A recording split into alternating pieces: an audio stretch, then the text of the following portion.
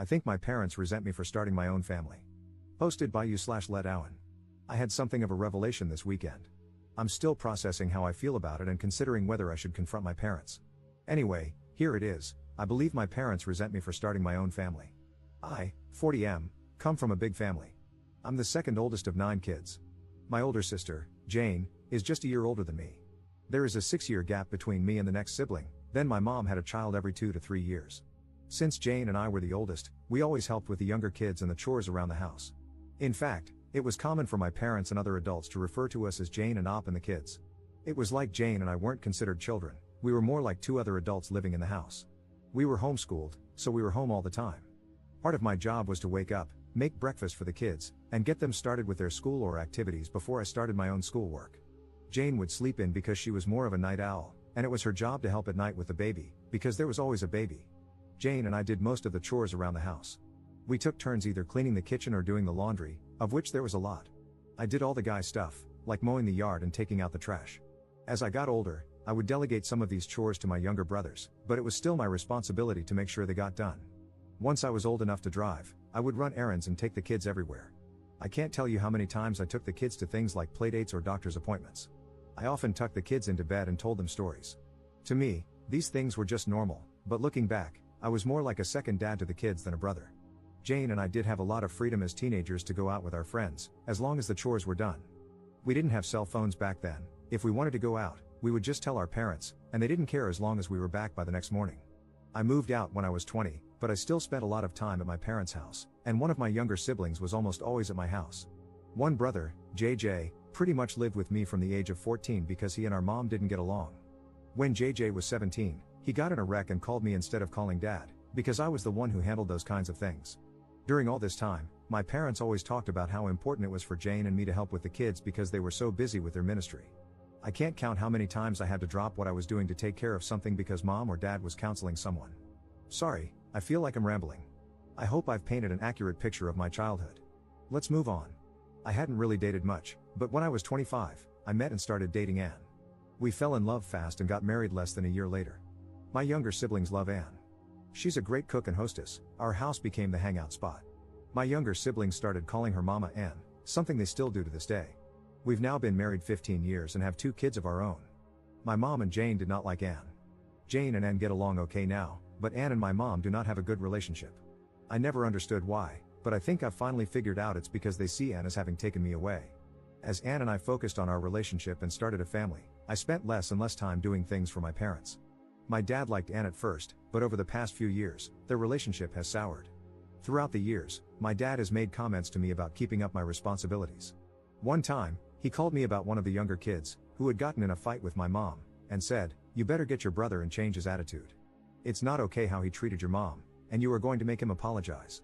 A few years ago, Anne and I set some boundaries with my parents, telling them we were not going to raise or discipline their kids. Our home is always open to my siblings, but we no longer let my parents try to use us to straighten them up. My parents have not taken this well. About a year ago, Anne injured her foot and couldn't walk for a while. Just as she was getting better, I was diagnosed with kidney disease, which then turned into kidney failure. I've had several surgeries, with another one coming in a few weeks. It's been a rough year. During this time, my parents have not only refused to help, but they've also actively made things harder for us. Things like promising to help with our kids but then canceling at the last minute, usually because something ministry related came up. Recently, my sister-in-law, who lives in another state, had a baby, and my mom has been staying with her and helping for the past 6 weeks. My sister-in-law has said that mom is a godsend and is so wonderful. My dad has gone to help every weekend. This hurts me because my mom wouldn't give us a single night to help with our youngest when he was born. Anyway, I'm sorry this post has turned out longer than I thought it would. I needed to get some of this off my chest.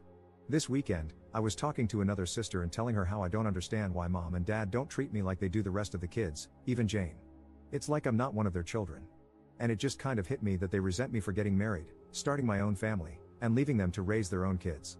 Part of me is relieved to finally realize why they treat me like they do, and part of me is sad. I'm kind of scared about this upcoming surgery, and I really wish I had a parent I could talk to about it. But I don't feel like I have parents, just some people I co-parented my siblings with. Update 2 days later. Update, I spoke with my wife, Anne, about it last night. I said something along the lines of, I've realized that my parents resent me for starting my own family and not helping them as much, and that is why they treat me so differently.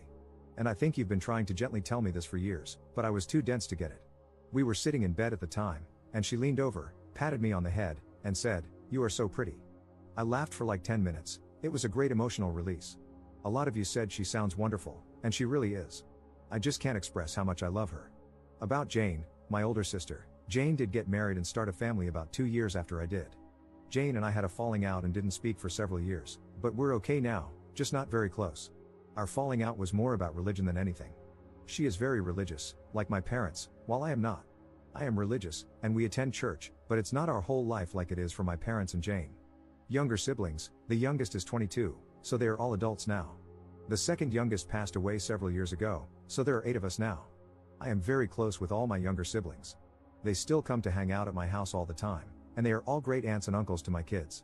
All of them, including Jane, are upset with how my parents treated me this past year.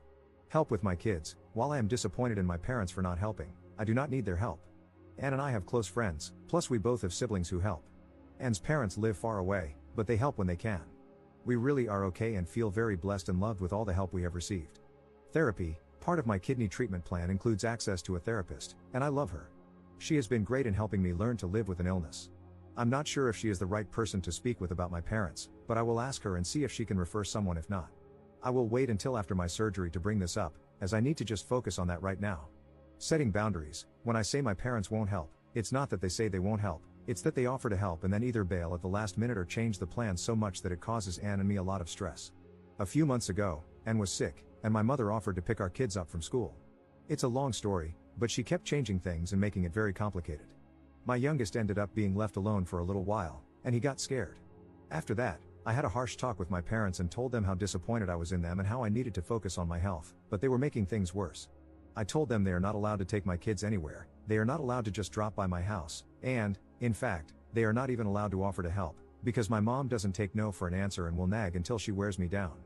My parents were mad about this, but all 7 of my siblings took my side and rallied around me, so my parents have respected it so far. Going no contact. A lot of people recommended going no contact. I don't want that. I still love my parents, even though they have not been great parents. My kids love them too, and I don't want to take that away. They are good grandparents, when they show up. I don't think my parents are awful people. I think they had this vision of having a big family and a big ministry, and they just didn't realize the responsibilities they put on Jane and me. I have spoken to them in the past and expressed how it was messed up that they put so much on us as kids, and they have apologized. Putting my parents on blast at their church. Several people recommended going to their church and telling people how they have treated me. You don't understand this church. They would praise my parents for putting God and the ministry above everything else. These super religious people are crazy. I guess that's it for now. My surgery is in less than 2 weeks, so I'm going to focus on that. I'm going to put this thing with my parents on the back burner and later decide what, if anything, I'm going to do. Thanks again to everyone for your comments. It has really helped me work through some feelings. Second update 3 weeks later. Thanks to everyone who reached out and wished me a speedy recovery. My surgery was last week, and it's going better than expected. All the surgeries and treatments over the past year felt like they were just keeping me alive, but with this surgery, a kidney transplant, I feel like I'm working towards getting my normal life back.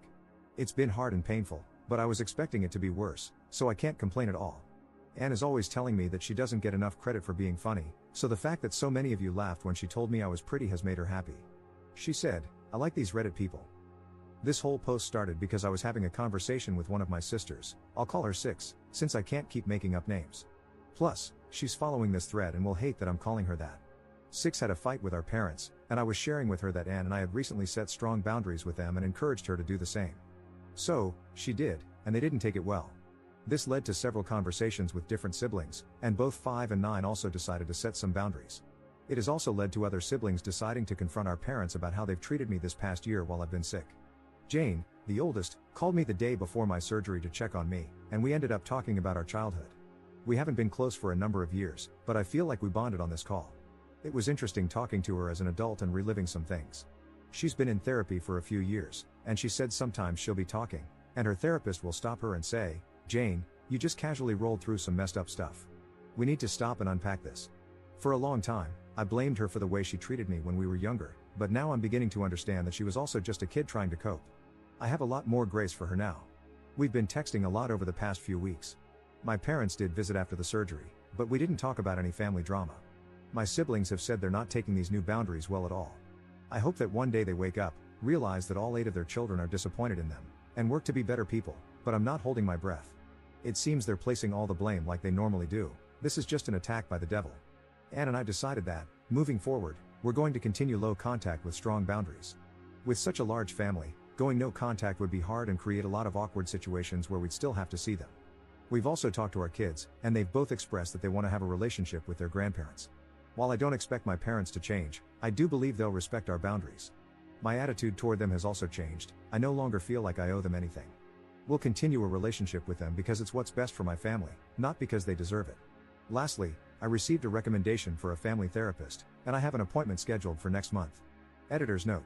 Op is still active on Reddit but hasn't posted anything about his family situation for a couple of years. Recently, he shared that he is dealing with issues related to his kidney and heart. We can only hope for the best for him.